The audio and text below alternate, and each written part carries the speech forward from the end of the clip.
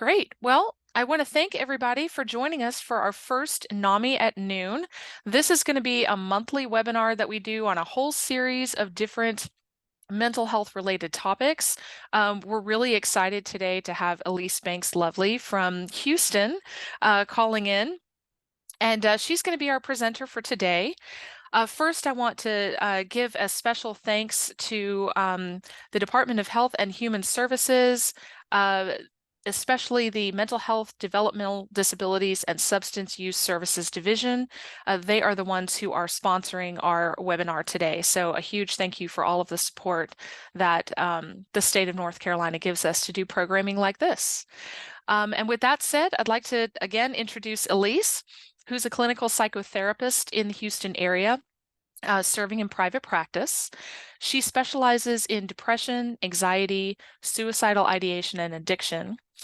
She completed her undergraduate degree at Baylor University and finished her graduate degree with honors from the University of Houston. Elise's passion for mental health extends beyond her offices. She serves as president for the board of directors for NAMI Texas. She also serves on the foundation board for Menninger Clinic, which is one of the nation's top psychiatric facilities. She's been a national ambassador for NAMI and travels extensively to break the stigma surrounding mental illness. She also has spent time tackling legislative issues at the Texas State Capitol and Washington, D.C. She's fundraised in order to support those who need financial support in obtaining mental health services. And in 2016, Elise won the Mental Health Advocate of the Year awards for her efforts to help individuals get the help that they need for her mental health. She's also been awarded one of the top businesswomen in Houston and is a sought-after speaker who we are thrilled to have joining us today in North Carolina. So welcome, Elise. I'll let you take it from here. Oh, except for I'm going to add a couple of logistical notes. If you have questions, please feel free to put them in the Q&A section. That's going to be at the bottom of your Zoom screen. We may also have some interactive elements to today's presentation, and you can put those answers in the chat. And then if we need you all to unmute, we'll just ask for that, and I'll manage some of that over here as well. So feel free to use the chat and the Q&A for whatever questions you might have, and we will reach out at the end for some of those. All right, take it away, Elise.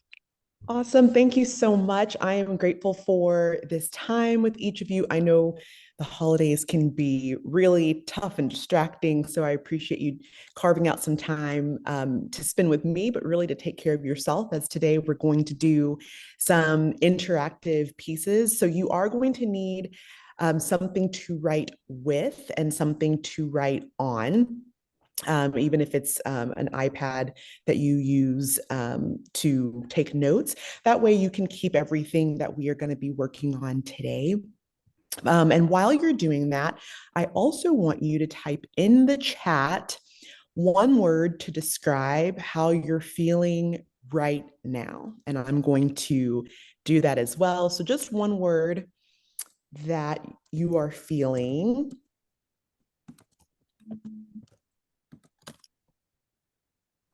Let's see.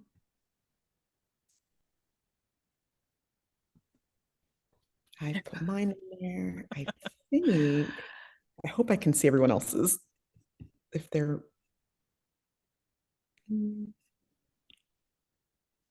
oh, okay.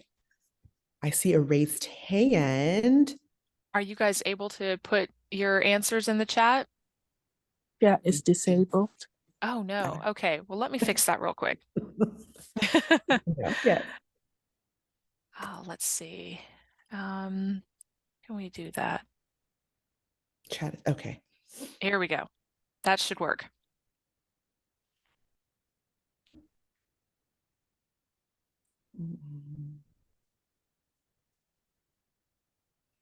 Let's see.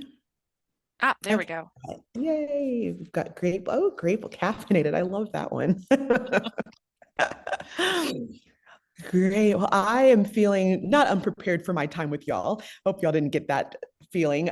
More so, I was talking earlier about how Christmas is in a week, and that's a holiday that my family and I celebrate, and I am not prepared.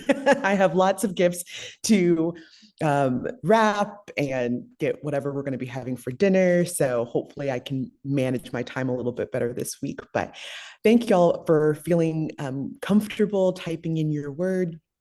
Like Amy mentioned, yes, I am a big part of the NAMI family. I do work with the national office in the DC, Virginia area, and get to travel a lot on their behalf. So I actually just got back last night from Arizona, where I was representing them. And then I was elected for a second year this past Saturday to be the board president again. So really excited as NAMI Texas is about to go into their 40th year. So it's a big year for NAMI Texas. But what I love about NAMI is no matter if you're at the national office or a local chapter, we're all family with the same goal, which is to spread awareness and advocate for mental health, and of course, to provide resources as well. So today, the goal is to give you resources that you can not only use for the holidays, so I'm going to apply it to what the next couple of weeks could look like for you, but hopefully you can integrate this into your day-to-day world as well. One of the things that keeps me very grounded is my work with my patients in my office. And so, as much as I love to travel and speak on mental health, that's a big part of my work. My day to day work with my clients is what helps keep me seeing and in tune with the needs that are going on in our society. I work primarily with teenagers through young adults, but in working with minors, I also work with their families. So a lot comes in and out of my office, and it allows me to prepare these types of presentations that might meet your needs as well. So I'm going to share my screen so that we can get started. Give me just a minute. Hopefully y'all can see that. And let me make sure. Okay. Are y'all able to see that? Awesome. Okay. So we are going to get started with the first exercise, which deals with letting go of control. Typically in my office, I see individuals that are on opposite ends of the spectrum. So you could decide where you are on this spectrum, where I see some who hold on to the reins of control so tightly that any piece that they feel like that's coming out, they start to spiral.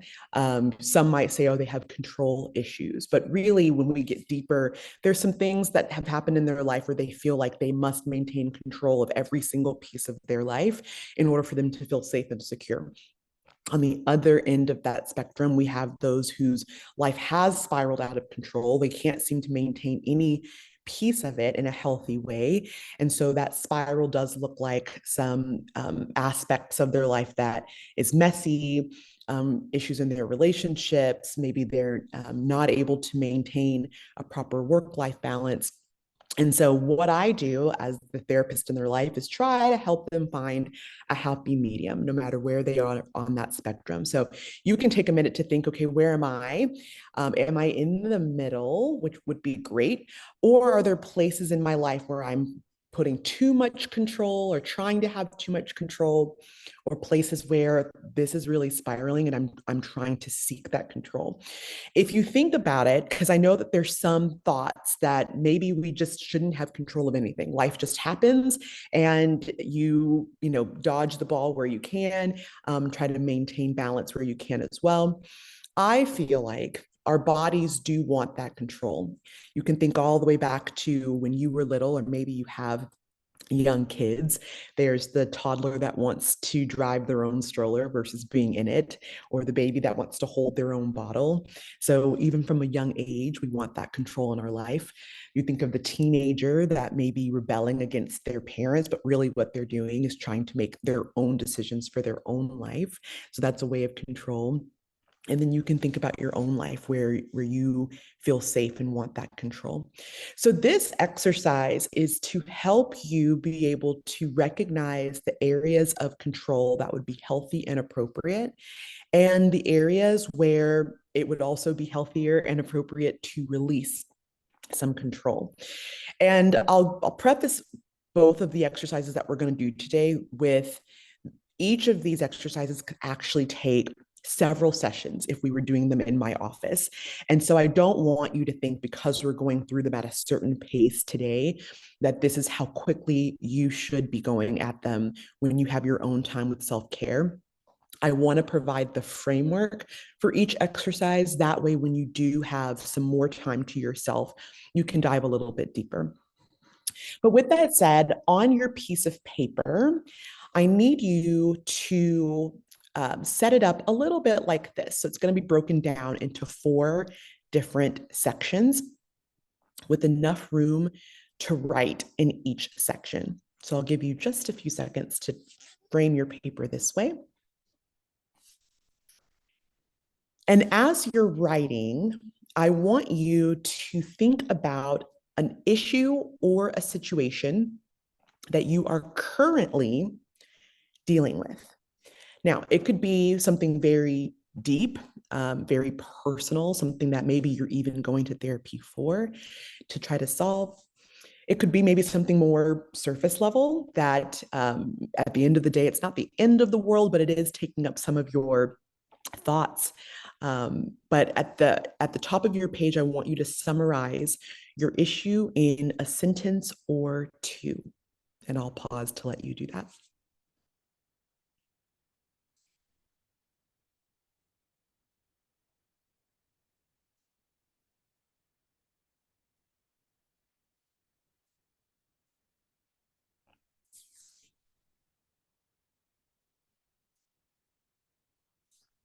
Now, this next section can actually be done in either order. So if you're doing this on your own and you would prefer to do one step first, that is okay, these next 2 pieces.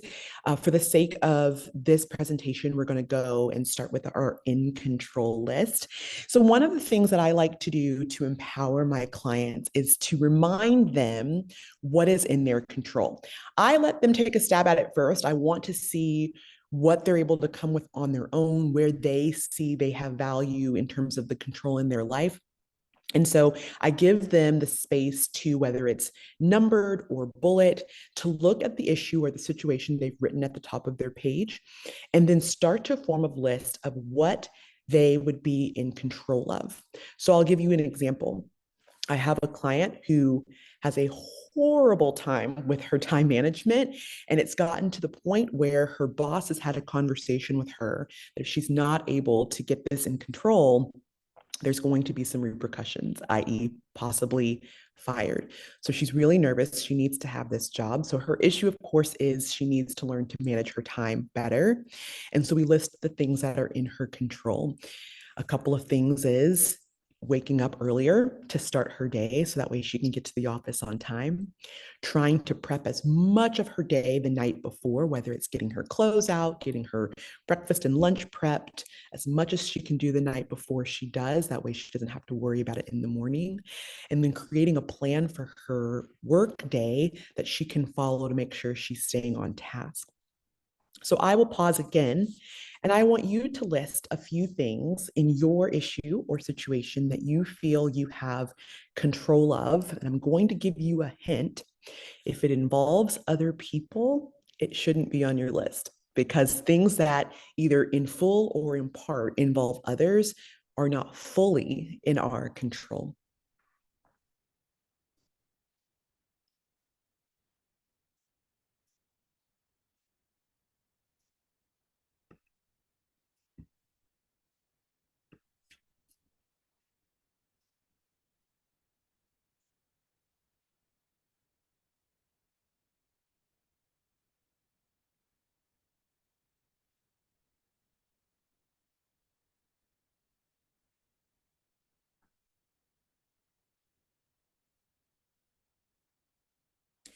If you feel comfortable and without necessarily naming your issue or situation, but I would love in the chat if you would put one of the items you listed that's in your control.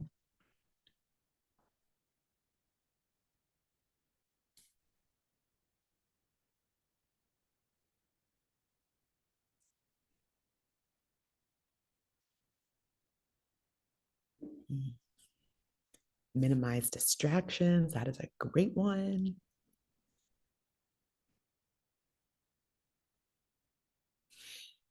Ooh, stop spending on things I don't. Yes, that one's so hard, especially during the holidays with all the sales. You have to remind yourself, do I really need this? Or is this just something that's a temporary want?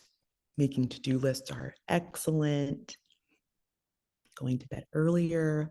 That's a hard one for me. I'm such a night owl. Planning ahead. That is great. Oh, saying no, how powerful. Thank y'all for sharing that. One of the things I love the ones about making to-do lists, planning ahead. That one's really important. I wish I had my meal planner within reach. I would show it to you. But one of the things that I found, especially now being married with two stepsons, is that we were spending a huge amount of money at the grocery store, having two boys that like eat everything. And to try to gain some control of the situation, I have a meal planner where I list the meals we're going to have each night for dinner and then the grocery list that we need to stick by. And that's helped significantly. So that's what I knew was in my control when it felt like things were spiraling out of control at the grocery store. But this next part, for some, this can be an easy step, but for most, I see it's a little bit harder because not only are you having to think about what's out of your control, you're having to name it and list it. So in part, you're starting the process of relinquishing control just by the fact that you are naming, listing, and visualizing it on your paper.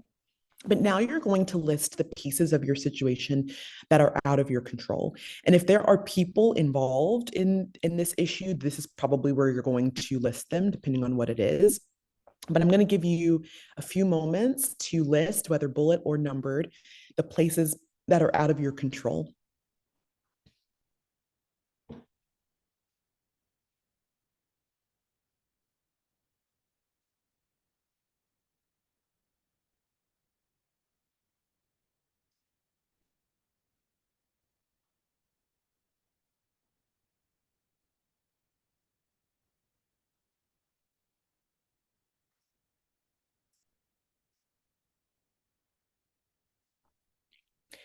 As you're wrapping up this list, I'll remind you that each step of this exercise, if you're having an issue that's a bit deeper, it really can be a process.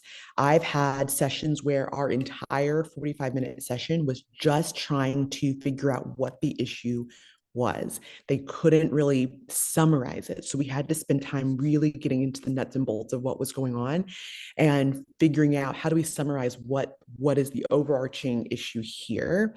And then as you can imagine, from there, it took some time to think about what was in their control, what was not.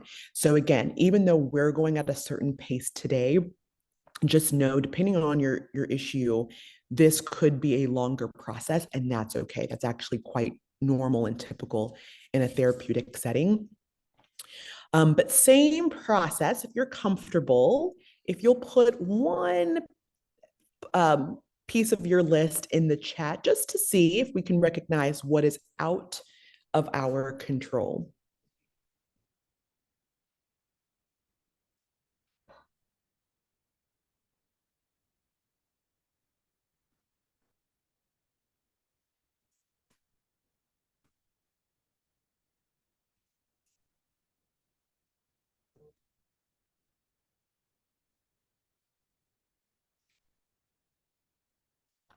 Setting meeting times. Yeah, especially in a work environment, you may not be able to control when certain things happen. Oh, some health changes. Yes, our bodies sometimes respond in a way that we either don't want them to, and that feels out of control. Thank you for sharing. Not knowing the answers right then. Yes. Call outs of others. Absolutely. In the with the client I was referring to earlier, when we started naming the things that are out of her control, things like waking up and one of your kids are sick, right? You can't control that, and figuring out what am I going to do to plan. Traffic in the area, you can't control if there's going to be a car accident on the way to work, so you can't control that. In my kind of surface level situation that I was mentioning earlier about the grocery store, I can't control the cost of groceries. And as y'all know, that's been a new thing this year with the price of everything going up. But those are some areas. Just being able to list them is really important. And even when it's harder to be able to face that and think, really, this is out of my control, and I don't like that feeling, but just placing it down on your piece of paper can be very powerful, so that you recognize, this is a hard step for me, but if I can acknowledge this, that's the most important. Now, in my office, we typically do a physical step to remind ourselves these things are out of our control. So if I'm working with someone younger, what they usually like to do is like cut out this list. Maybe they throw it into a ball and they shoot it like a basketball. Some like to tear it up into a million pieces. If you were at home and have a fireplace, you could throw it in the fire. So something that represents and reminds you that this list on either side, whichever you decided to put your out of control list, this list is representing the things that are not in my control. And so I'm going to physically remind myself of that.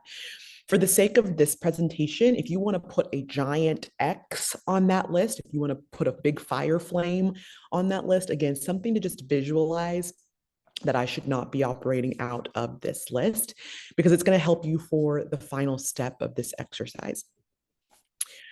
Typically, when I'm working with a client and they have come up with a plan for their issue and the plan is not successful, 9 times out of 10, it's because they were operating in some part, if not fully, the list that was out of their control. So when we look at their plan and we look at what they were trying to achieve, and they're like, I just can't get this together. And I'm like, oh, that's because most of the things that were included in this plan were things that were in your out of control list. So of course, this is not going to be successful. The reason why I either do a visual or physical removal of the out of control list is because for this next step, I want you fully focused on the pieces that are in your control. That's where you're going to find the most success in your plan. And this final step is not necessarily going to solve the problem. It could, and if it does, awesome. But realistically, it's supposed to be the next step in the right direction. Right. So I'm going to pause again and give you a moment to think about your next step using pieces from your in control list. And you know that you did this right if this next step could potentially solve your problem, but most importantly, put you in the step in the right direction of solving your issue.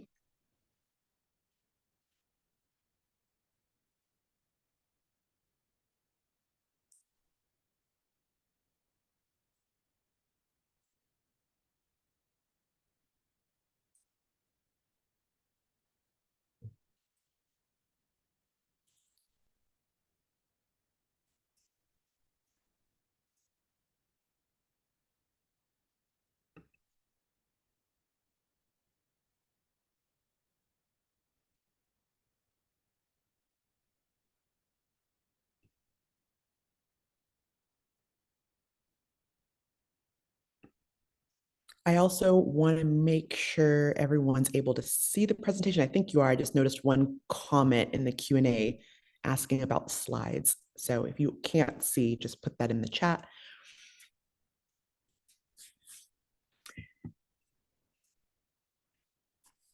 So just like our others, I want y'all to feel empowered as we close out this exercise. So if you are comfortable putting what your first step is going to be, you can type that in the chat now.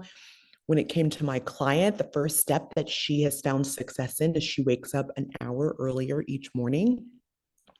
That's really helped her navigate being on time for work.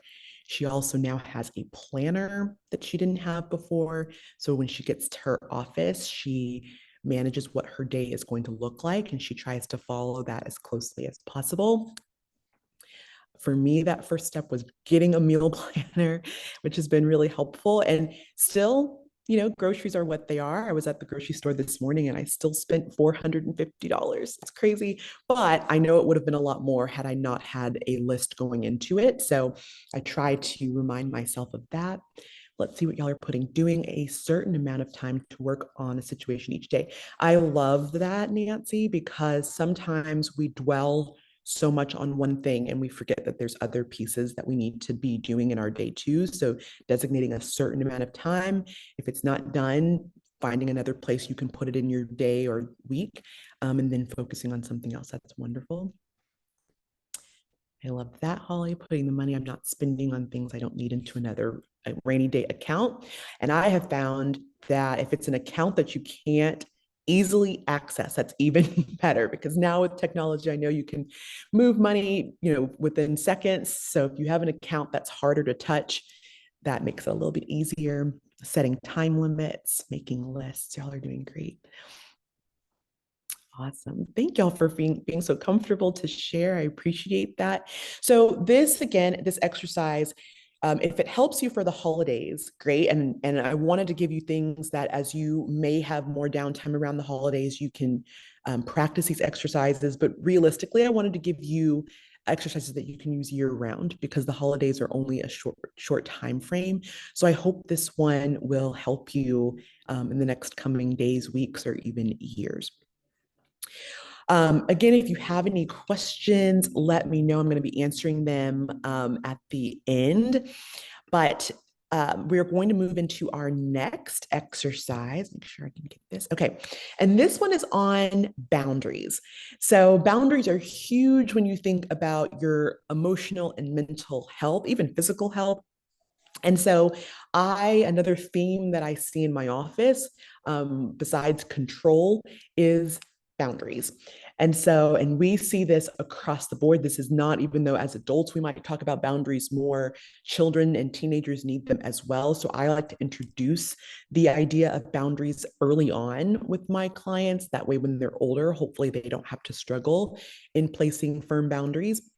But you are going to need a new sheet of paper, or maybe to save paper, you can flip over your original one.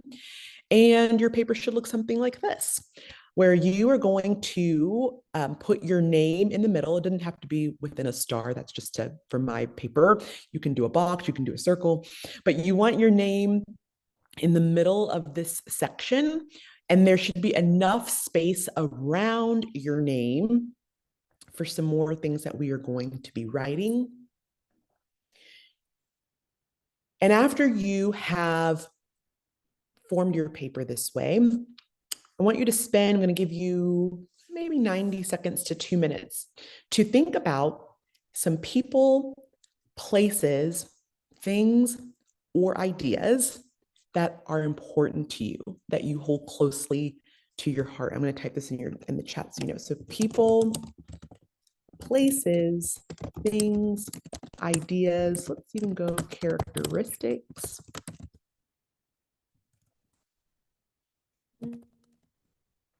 And you are going to name those things around your name. So they're still going to be on this side of the line, but you're going to put them around your name. So you might have family members, you might have even things like the idea of respect. That might be something that's really important to you. You may say, financial health is important to you, career, friends. So I'm going to give you about 90 seconds to put people, places, things, ideas, characteristics around your name.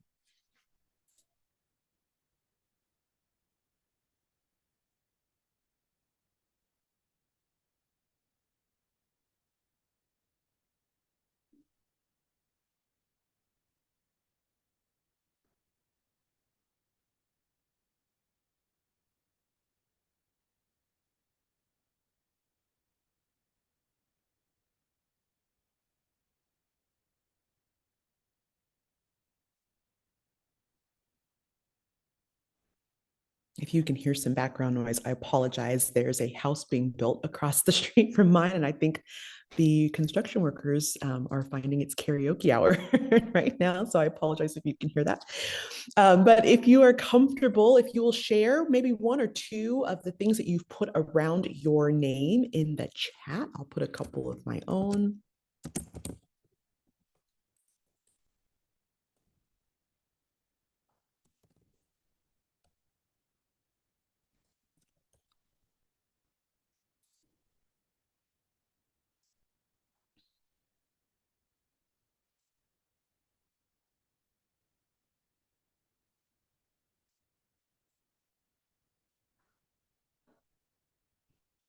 Okay, we have family, financial stability, your animals, love.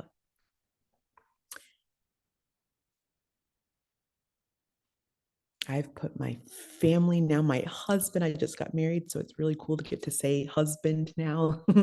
I put my time. One of the fastest ways that I can get triggered is if I feel someone's disrespecting my time. So that's something that's important to me. Oh, Nancy, you can't see my chat. I may have Amy help with that so you can be able to see that.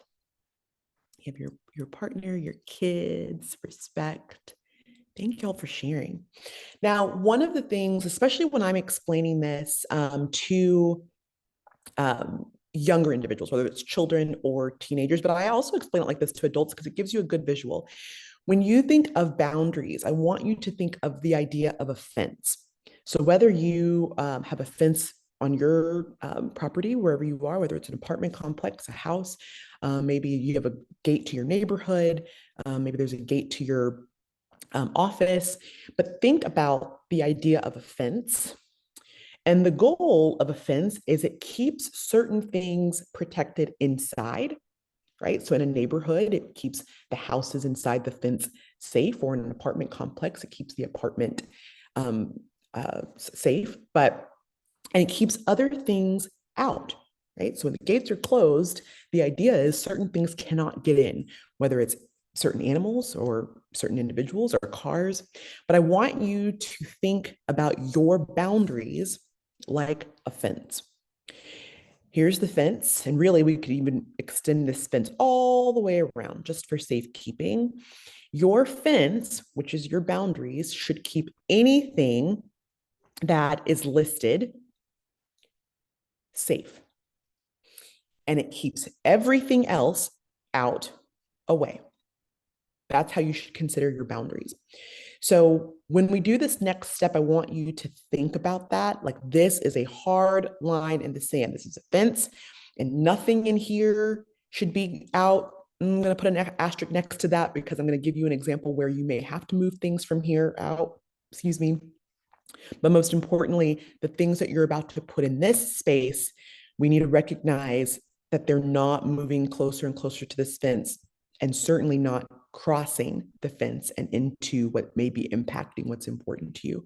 So for this next step, you're going to do the same thing: people, places, things, ideas, characteristics that are distracting, triggers, unhealthy.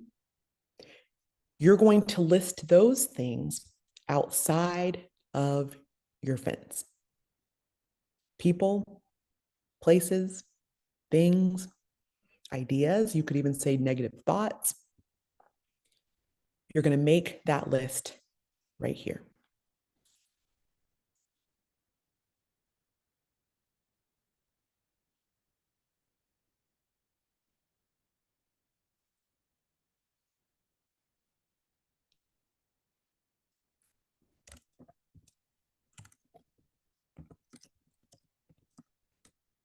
And when you are comfortable and ready, if you want to type one or two things that are on that side of the fence, you may put them in the chat.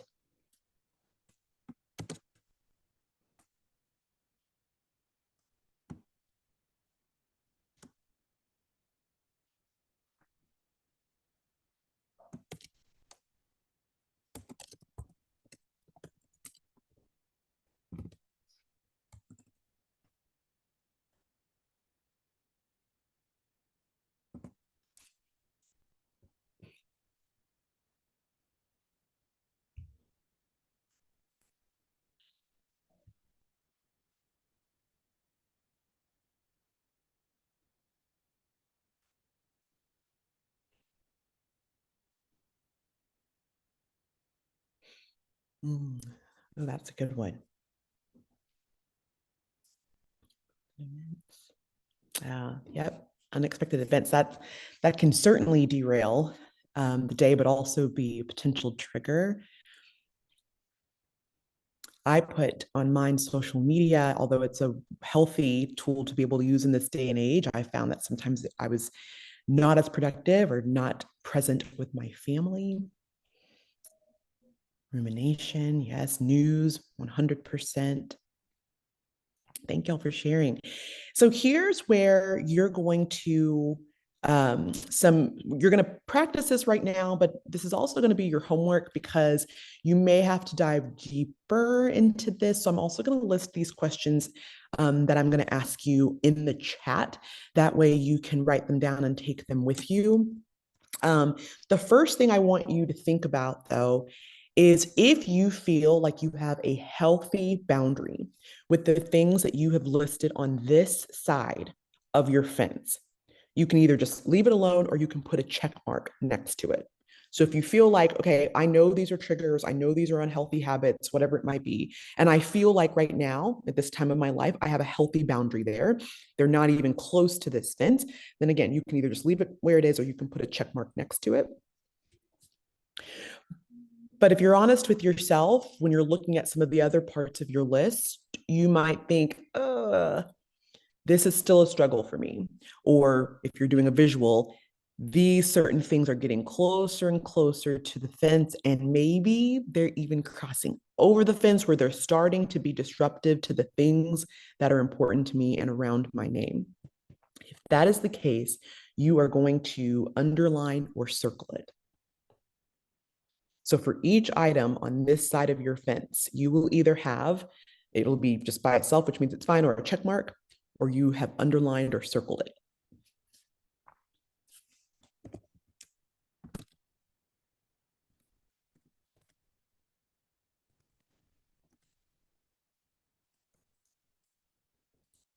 And then after you've done that for each item on your list, the first question you're going to ask yourself is, why are the things that are circled or underlined, why is it harder for me to maintain boundaries with that person, place, or thing?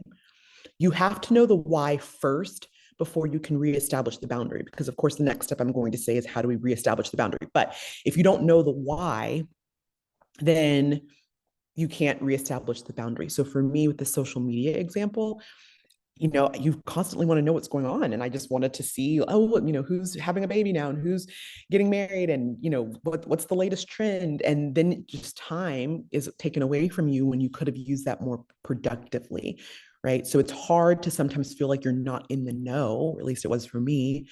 But then what I found was it was becoming a significant distraction in my life. Another question is, once you know the why, then you're going to ask yourself, how can I reestablish the boundary? So now that we know that this boundary is a little bit harder, maybe there's just not even a boundary there. Maybe not only is it here, it's like, way below your name or something like that. So you've got to find some kind of control in figuring out what those boundaries are and reestablishing what it is. Of course, knowing what the why is. One of the hardest boundaries are with family. And that's why I wanted to give y'all this exercise before we go into the next set of big holidays, is because family can be hard, because the idea of is we're supposed to just love and be accepting of all of our family members. And that can be really hard when you have a family member that is disrespectful to you, and what your boundaries are.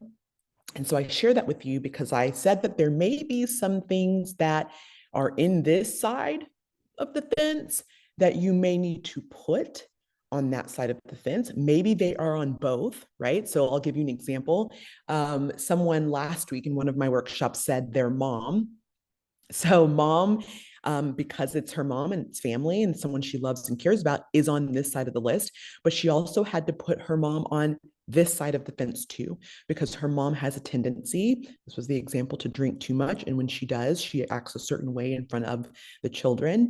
And so this individual is having to put some very firm boundaries in place before the next set of holidays of what that is going to look like. Meaning she will not be serving alcohol at her house. That way, at least her mom can't be drinking there. And in the event that her mom comes over and she looks like she's already started drinking, then she'll ask her mom to leave. So that is a boundary, even though it's someone that's important to her that she's having to recognize goes on this side of the list too. And that's a challenge that you may find yourself in of like, they're in this part for a reason, but I also have to recognize that I'm having to reestablish some boundaries with them on this side as well. Another thing that you may find, I got this question, I've received this question before, is when do you know when something on this list needs to be on this side of the list? And the quickest answer, although this could go a lot deeper, is if that person, place, or thing is starting to disrupt or distract from all the other things on this side of this list, right? So if that is happening, if you're starting to see a person is disrupting other relationships in your life, if they're just starting to cross boundaries that affect your mental health, then maybe they have to be on this side for a reason, but you also need to name them over here so that that way you can reestablish that boundary. Okay. So again, this is something that can take lots of time. I know we only went over it for a few minutes today, but I wanted to make sure you had the framework, the foundation of the exercise so that you can do this on a deeper level in your own self-care time, whether it's later today or over the next couple of days and weeks.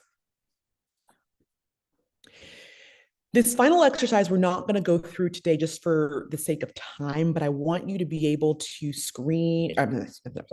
to take a picture of it if you want. Okay. This one's about countering negative thoughts because I found that's another huge theme in my office where the impulsive, intrusive thoughts enter. A lot of times they can be negative. What we cannot control, what we have to relinquish control of, is we can't control that initial thought, but we can control how we respond to the thought. So a lot of times when I'm working with clients, we talk about how do we flip that thought into something that is more positive and productive. So this exercise can help you with that. Again, we're not going to go through it today, but I want you to, even if you just take a snapshot, screen share on it, you can do this on your own time. So it gives you some examples at the top of the page of what a negative thought could be just in your day-to-day life and how you can make a rational counter statement to fight that thought, right? Again, you can't control the negative thought, but you can control how you respond to it. Because sometimes what happens is we have the negative thought, we start to spiral and go into a narrative that is no longer rational or based in truth, right? And so instead, take the thought, even writing the thought down can be helpful because sometimes you can, if you write it down and you think like, that doesn't even make sense. Why am I believing that? Right? Or even maybe something negative that someone said to you, you could write that down and say, okay, let me find the elements of truth, if there are even any elements of truth, and let me take that and find and write something that is more positive and productive and rational. So it gives you some places to do that in your own life, just so you can practice it. The more you do this, the easier you will find it to do in your head. But I honestly say, I recommend, whether it's in your journal time or if you're not a journaler, but just like to write things out, it's really powerful to be able to do this step because sometimes just writing and visualizing it can be really helpful too. So with that, before I open it up for questions, I'm going to skip a slide and go here. This is my contact information because I've thrown a lot at you today. And again, I appreciate y'all for participating, getting involved, writing in the chat. But you may have some personal questions that you don't necessarily want to ask here in today's setting. So I have my email address if you have a question you'd like to email. On my LinkedIn, of course, for professional settings, but on my Instagram, I do post a lot of mental health resources, especially in my stories. So if you're an Instagrammer, you can follow me there. So that's my information. Feel free to reach out at any time. I love to stay engaged with my guests.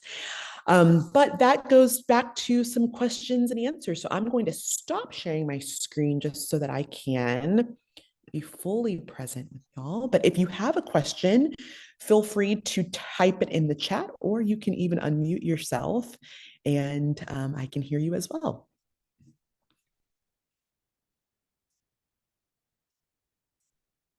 Yeah, feel free to put any questions that you have in the Q&A section or the chat section, and we can get to those now. And of course, as you saw, will you send out the slides to us? Sure. So I will send that over to Amy, what I just presented, and I will give that, I'll let her send it out to the guests that she has emails for. So yes. Mhm. And just a reminder too, we are recording, so we will send out the recording to everybody after the session is over. Probably by tomorrow morning, we'll have all that sent out to you. Absolutely. And Holly said she wanted to thank you for such a helpful presentation. Good reminder that we can't stop that initial negative thought, but we can change how we respond. So thank you for sharing that, Holly. Appreciate that. Yes, and I'll add to that because I've been in settings for people that, oh, this must be so easy for you because you're a therapist and this is what you help others with. And I'm like, no, I still have to practice all these things myself. As a therapist, it's important to practice what you preach, so to speak. So everything that I've given you today are there things that I include in my own self-care, especially with the negative thoughts, with having to build boundaries. Like I think y'all saw in my chat, I had to list a friend who went on the opposite side of the fence, who decided to act out like a month before my wedding, and that's really hard to have to establish a boundary with someone that you thought were your friend or your family. But it's important that as therapists we practice these things as well. So I wanted to mention that. We got a question. Do you identify people or behaviors or both when working on the boundaries exercise? Ooh, that's a great one. Thank you for bringing that up. It's important to identify both to make sure you can establish the right boundary, right? So, for example, if you have a family member, and especially if it's a family member that you are not going to be able to avoid, whether it's the holidays or maybe they have a daily presence in your life, you name them, but you name where's the struggle, right? So with the person in my workshop last week, it was her mom, but specifically it was her mom when drinking, right? So if she had just put her mom, then it might be hard to reestablish the boundary because it's like, what are you reestablishing the boundary with? So then you name the behavior of the person. So that way, when you're establishing the boundary, you can be very clear. So when she's talking with her mom, I love you. It's the drinking I don't love, and it's what I don't want around my children. So the boundary is you may not drink in front of my kids. You may not show up drunk to my house. That's the boundary. But I love you, mom. And if you are able to be sober, then you're always welcome in the home. So that's a very good point. You not only name the person, but you name the behavior. Same with my example with social media. If I just say social media, you could say, well, what's wrong with social media? But the social media was becoming a distraction. I wasn't as productive. I wasn't as present. So once I named that, then I can say, okay, I have to reestablish the boundary. I will not start my morning on social media. I will not be on social media when my family is around or need my attention. So it helped me redraw that line in the sand, even though technically social media is not a bad thing. Great Great. question. Yeah. Absolutely. You're so welcome, Lisa. Again, these are another thing that I like to say is I never like to make my exercises too complex. There's a lot of value in some self-help books and workbooks that you could take, but a lot of times in our day-to-day lives, we can't like lug around this, workbook and stop our day to like do a 30-step exercise. So I try to be realistic, and all those tools can be helpful. I try to give exercises that are simple to do. That way you can really spend your energy diving in deeper on what it is. And sometimes these exercises may bring up something that you need to have a professional help you with. So again, even though I give these to you in a way that you can do them on your own, I do these in therapy sessions. So there's something that can be a great tool on a therapeutic setting too.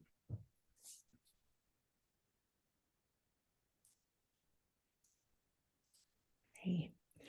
Well, again, I have, I'll put it in the chat since I already closed my slides, but here is my email. If you have any other questions that you want to send me, and I would love to answer those for you. If you're needing resources for continued support with your mental emotional health, of course, NAMI North Carolina is a great resource for you. And I know they have so much that they can provide. It's been a blessing to be with y'all today. And I'm wishing y'all the best as y'all finish this year and start 2024 in about 2 weeks. Thank you so much, Elise. Thank you for joining us. And thank you all for signing in. Um, Thank you for coming to our first NAMI at noon. And just stay tuned for information about our January session. We're really excited to be putting those final details together.